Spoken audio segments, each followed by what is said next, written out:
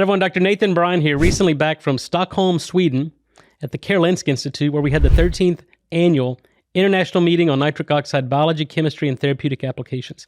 This meeting's been going on since 1998, and it rotates every 2 years, meeting hosted in North America, Europe, and Asia. So the 2026 meeting is scheduled to be back in North America. The committee met. I'm going to be chairing the next international meeting on nitric oxide. We're going to have this meeting in Austin, Texas in spring of 2026. I invite all of you to come. If you're interested in nitric oxide, if you're just piddling in nitric oxide and want to learn more, this is a straight academic scientific meeting. You're going to hear from the innovators, the researchers, the people in the field who have been in the field for 20, 30, 40 years. Dr. Lou Ignarro, 1998 Nobel Prize winner for the discovery of nitric oxide, has committed to me he's going to be there. So you'll learn from the people who started the field, the people who are innovating in the field. So I invite you all to come, learn all you can. This is going to be the biggest and greatest nitric oxide meeting in history. Austin in springtime is a great time to be in Texas.